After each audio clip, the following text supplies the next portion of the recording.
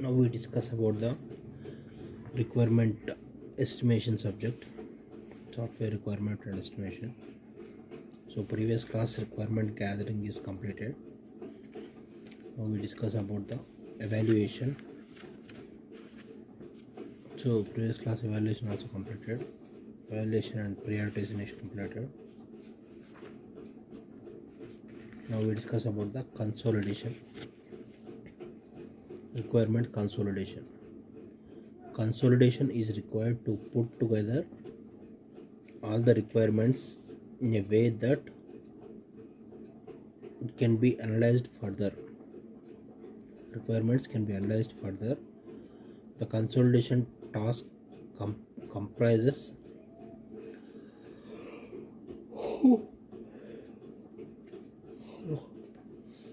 filling in as many to be determined issues to be possible, validating the requirements or in the agreement with originally stated goals, removing the inconsistencies, resolving the conflicts.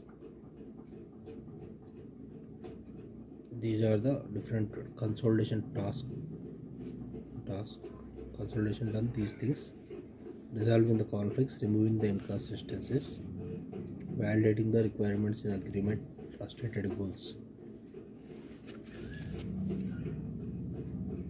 and then authorizing and verifying to move to the next step of development, that is detailed requirement analysis.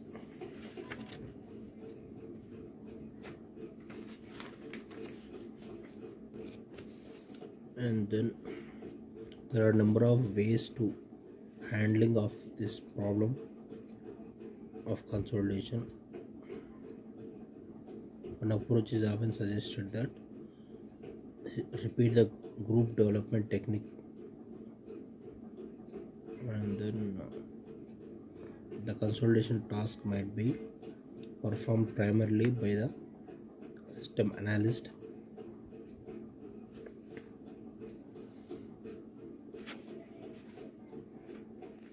and the result of the elicitation process communicated to the other involved communities through the various strategies, such as prototyping.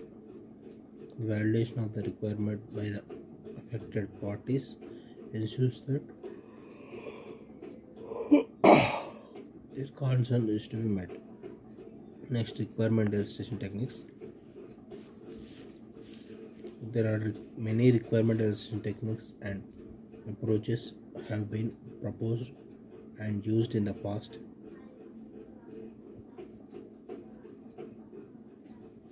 There is no single approach that will always provide the best results in all cases. Requirement elicitation is a collaborative decision-making activity that involves the users, analysts, developers, and customers. The success of elicitation approach depends not only on the maturity and diversity of their entries. Elicitation approach depends only on the maturity diversity of these entities. Not only but also complexity of the problem and the current understanding domain. Elicitation depend upon the complexity of the problem and understanding of the domain. Elicitation techniques. In a single project, it is unlikely that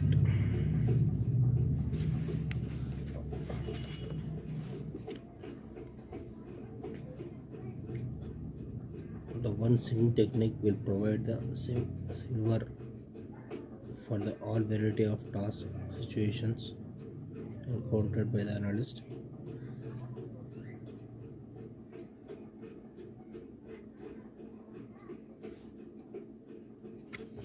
There are different elicitation techniques are there. Here the elicitation approaches are vary on their perspective, how well they are supported by the representation symbols, all these things. Now we present some of the well-known techniques and approaches that have based and used it in the industry along with the advantages and disadvantages of the technique. Now, first one is core requirement eliciting techniques are core controlled requirements expression. Core is the acronym for the controlled requirement expression. The requirements elicitation, analysis, and the specification method is to be developed in late 1970s.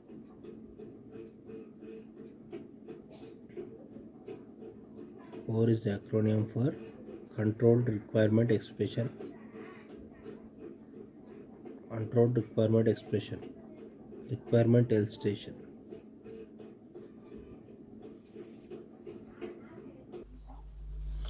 Now the core requirement expression is there. Controlled requirement expression, this one is called.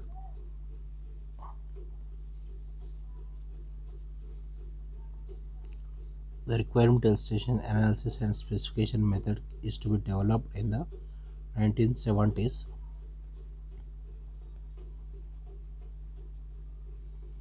And is refined during the early 1980s. Detailed account of this approach can be found in CORE. CORE is a controlled requirement expression. This method by the Designer Scientific, published in 1985.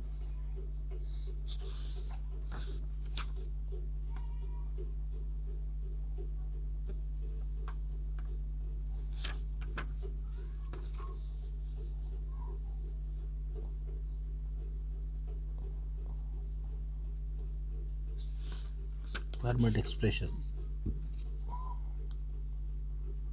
CORE is a viewpoint based method. Its premise is that any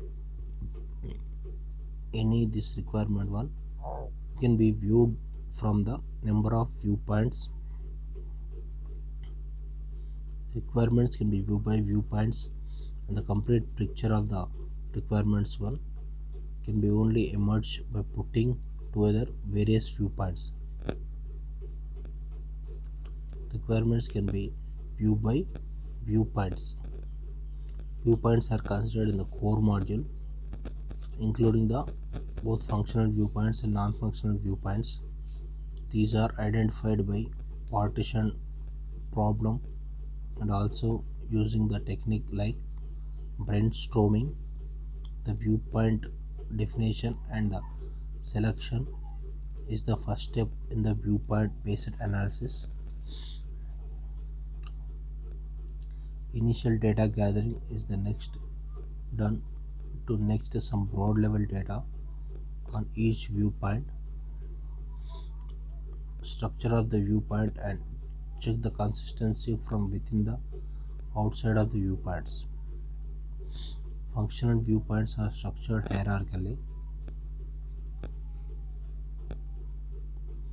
In CORE, a viewpoint is seen as one of the responsible for producing or consuming the data. Having identified all such viewpoints, initial data gathering involves analyzing what data is produced or consumed by each viewpoint.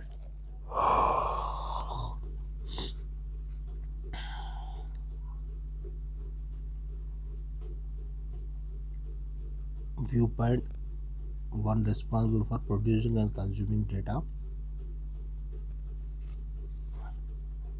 Initial data gathering involves analyzing what data produced and consumed by such viewpoint. Each functional viewpoint is to be understand how data flows for the viewpoints. Next one is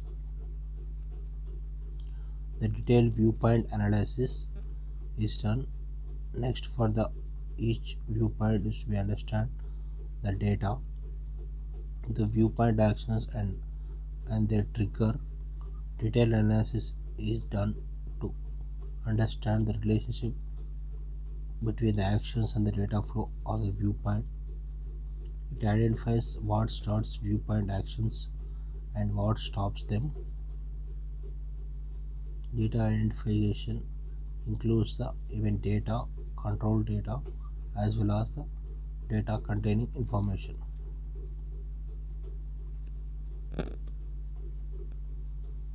All isolated threads of various viewpoints are now to be brought together and examined in combination to get the consolidation picture.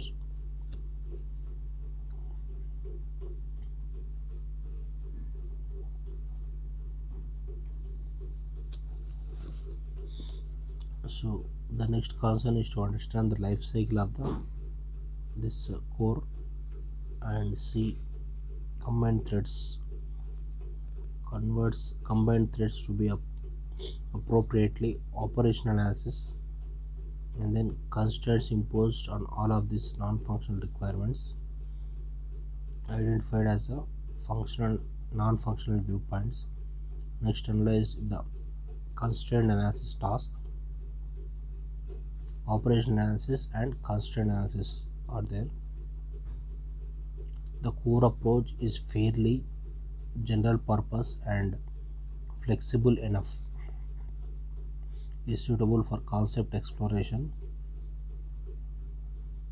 By recognizing these stakeholders, core ensures that requirements have to be defined and more comprehensive and correct. The core delays consideration of the constraints to later stage and does not give enough importance to non-functional requirements. The approach does not address documenting and relational behind the each requirements. Issue-based information system. Next illustration technique is issue-based information system. One of the main concerns of the requirements is to be understanding the rationale behind them. The rationale is necessary to make choice of the prioritize between the requirements. It also important for another reason. When the original analysis here issue-based information system here, understanding the rationale behind them rationale necessary to make choices prioritize between the requirements. The methodology this focus on the understanding the documentation of the rationale behind the requirements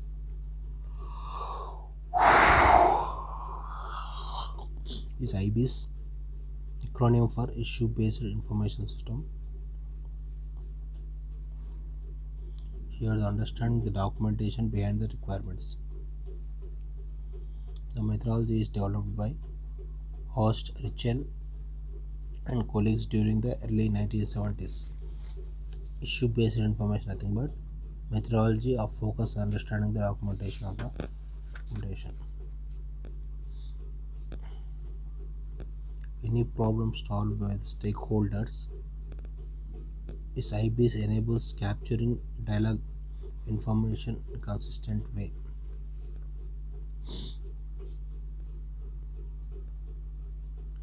While gathering requirements discussed on the requirement tend to move away from the underlying questions.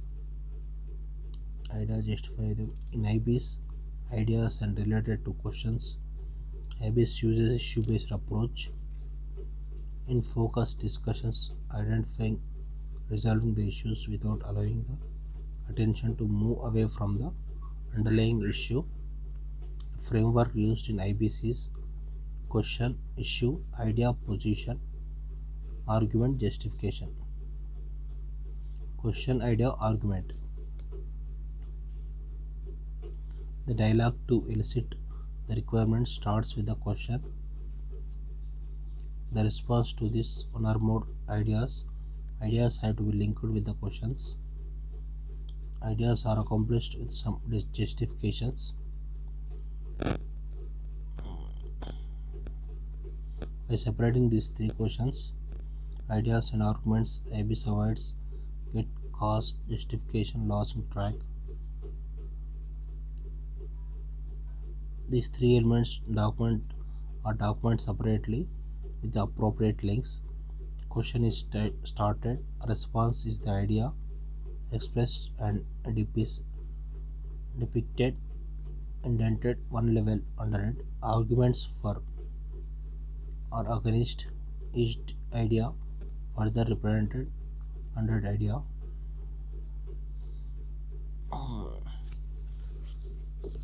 To use the IBs effectively, identifying the stating the questions correctly is very important, and IBs method is simple to use, to learn, and does not intrude on the way people work.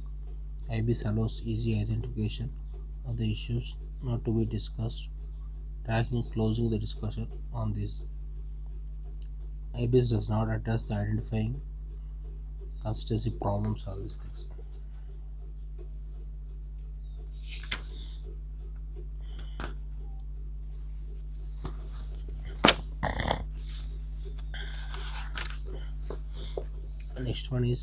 Next is FODA, FODA, Future Orientation Domain Analysis. A problem often occurs in the requirement definition is a poor understanding the application domain and the lack of common terminology between the user and analyst. Domain aspect is focused on the set of approaches called as a domain analysis. Domain aspect as focus on the set of approaches. This is called a domain analysis. One way of looking a requirement is to be looking at them from the domain point of view. Requirement to be looking the domain point of view. By modeling the domain of the application using the defined boundaries, features, good understanding the requirement is to be obtained. Any application domain is characterized by common problems on the functions.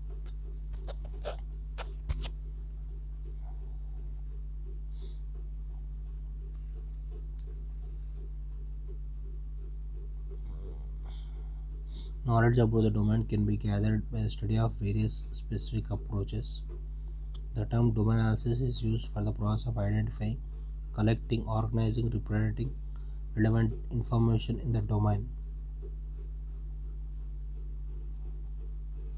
It uses study of existing these requirements and then registration and then development histories, understanding,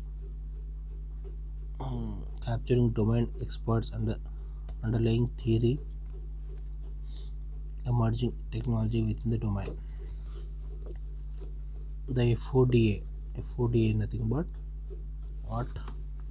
Feature Orientation Domain Analysis is an acronym for the domain analysis. Software Engineering Institute (SCA) introduced FODA in 1990.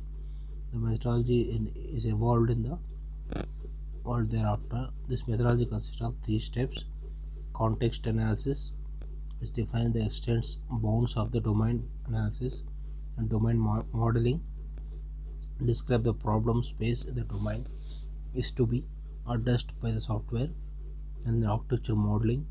This gives the software architecture for implementing the solution. Here, context analysis defines the scope of the domain, relationships to other domains, inputs, outputs, domain, and high-level stored data requirements. It is expressed. The context model may be done using the structured data diagrams, and the context diagrams.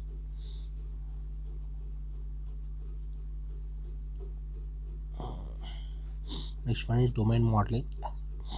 Is concerned with identifying the commonalities and the difference of the various applications of the domain. Analysis is performed to be obtained features of the domain and the standard vocabulary used for the domain.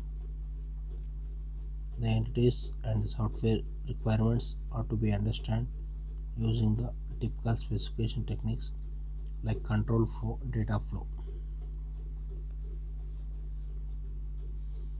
Domain modeling is used three different types of techniques and results in the following outputs.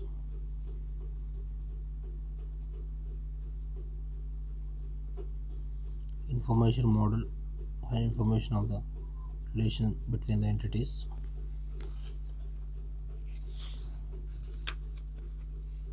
Information model, features model, and functional model. These are three different models are there. Three different types of techniques domain model use. The information model gives the information and the relationship between the entities and can be expressed through the means of entity relationship diagrams. Information model, your diagram it can use. Then features model describe feature of the requirements and then meaningful to the end users, communicating users and obtaining the complete consistent view of the domain. Next, functional model, operational behavior model structures the functions and the sequencing form of the base for the developers to see how to provide the features needed by the users. It's a functional model. It's a 4DA designers work domain analysis users to obtain the requirement definition. Next one is lastly, FODA focus on the understanding the domain and the user's perspective.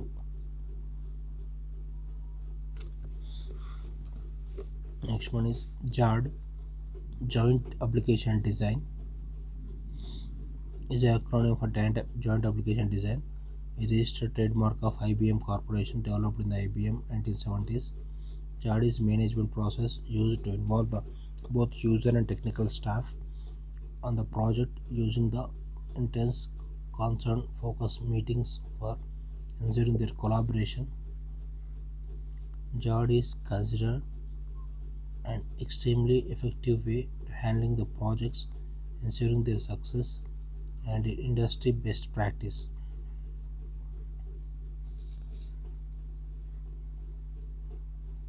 JAD is based on the recognition and user involvement, the critical project success, and to be required through the life cycle. Users are best positioned to say what is required, and it recognizes technical staff in the best position use technology effectively for solving the problem. JAD therefore use resources equal to the life cycle. Joint application design.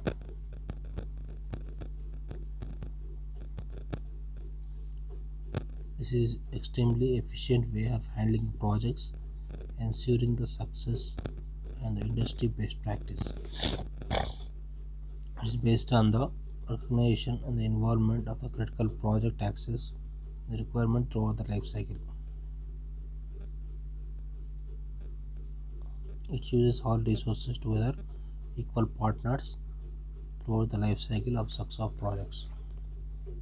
Application design. It essentially is a method for handling the project using the team.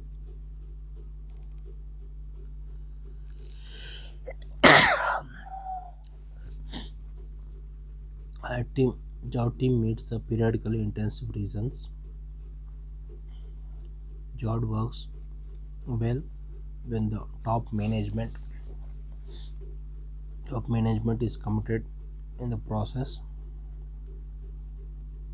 The role of here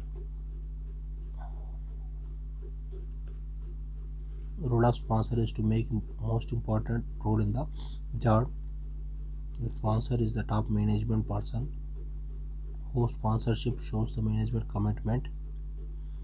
The sponsor typically kick off a first session.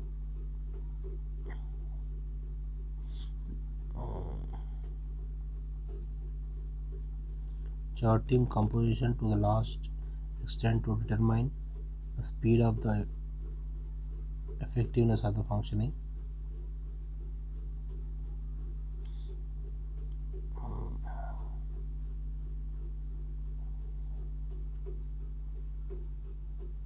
The key person is to be most directly responsible for functioning of joint application design is the team is the facilitator, is also called as a project leader. The facilitator is responsible for planning, executing, managing the project. Facilitator should have the leadership qualities. Next, joint meetings can be needed to be conducted effectively. Very important role for the is that of the scribe, is also called as a record keeper, who shall examine the joint sessions for every effective meeting. The quality of minutes is to be produced, very important. Joint project has the following activities. Project definition, it includes the fact finding, information gathering activities, arrive the project definition, the focus on the required, not to be how to be given. Project charters created part of the project definition activity.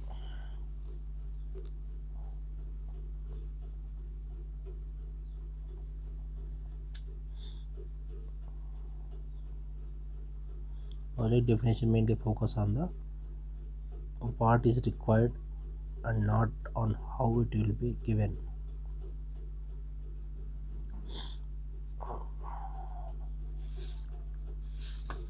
Project definition main, and then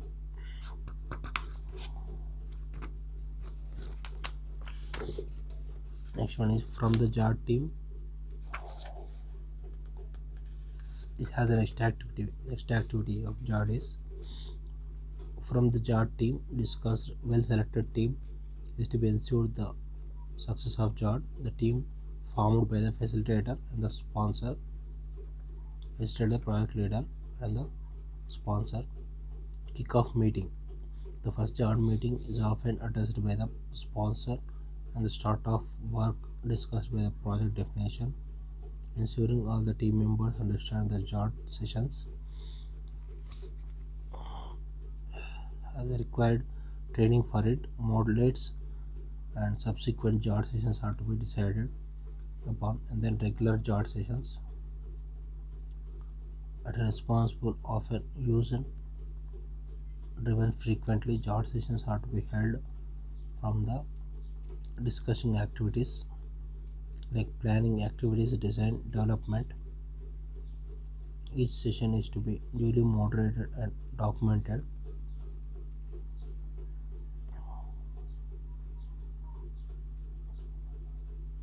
JARS, regular JARS sessions held by discussing activities like planning, development. Each session is to be duly moderated, documented, as well as decisions, important discussions is to be identified, action points are to be determined, the actions are to be identified as a ladder track to a closer. JAR sessions are effective means for requirement solicitation, as a JAR team has to be representation of the stakeholder by the person are well informed and have to be discussed decision making powers. JAR contributes to requirement elicitation as the primarily means to validate information already gathered. JAR is effective based because of the care that goes into the making JAR team by ensuring that people interact of in the project process.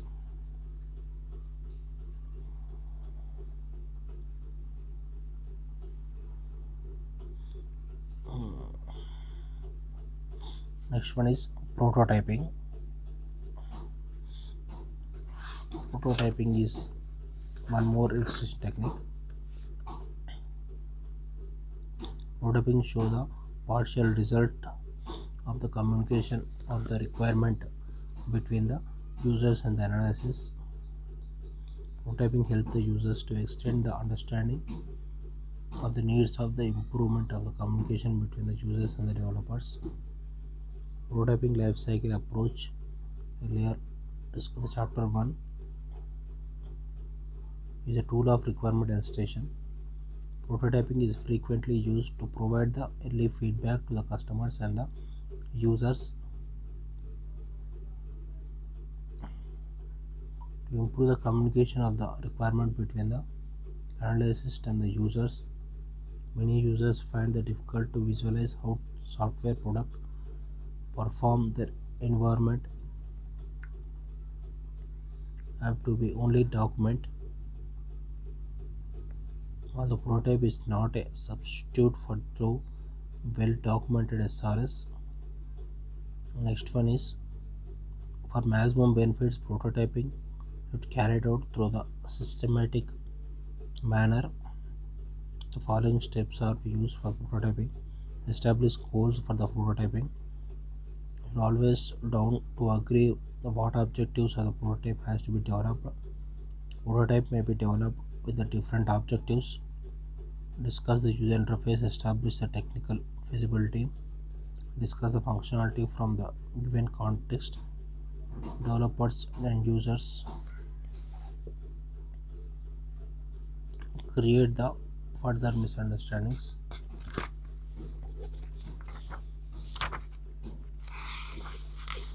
Next life cycle of this prototype requirements is requirements first one, and then establish goals, define prototyping features, get prototyping ready, evaluate prototype, define prototype features and functionality, previously established goals of prototype,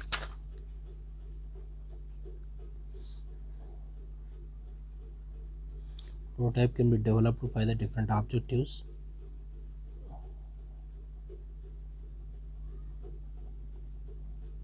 Functionality of the given context is the prototype.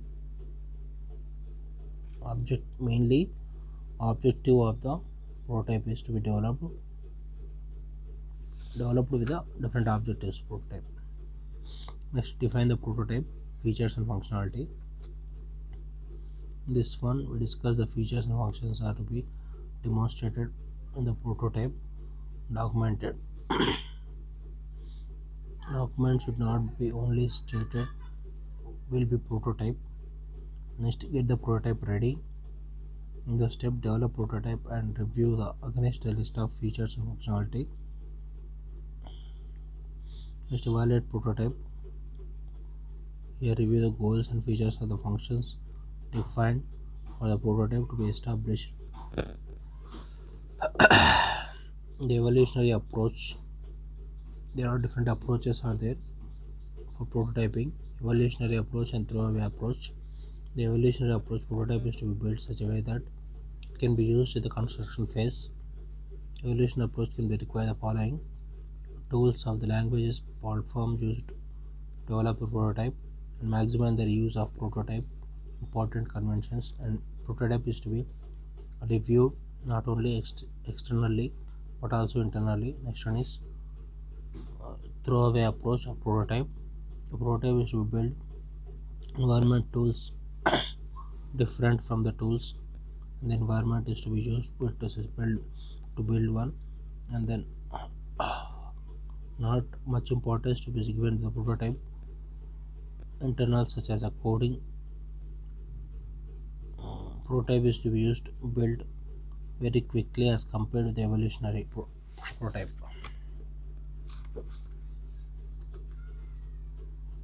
So main benefits of this prototype is improve communication between the developers and the end users, increase in the user environment, ability to clarify the hidden and ambiguous requirements, quicker review of the SRS. The drawbacks are developers may use the prototype excuse the hack of code rather than the gathering requirements. Cost of prototyping is added, and several topics are there. So next class we discuss about the different illustration. Again, some quality function deployment is there. Next class we discuss about the quality function deployment, SOF methodology. Next one is requirement analysis we discuss. requirement analysis model, data flow diagrams or requirement analysis,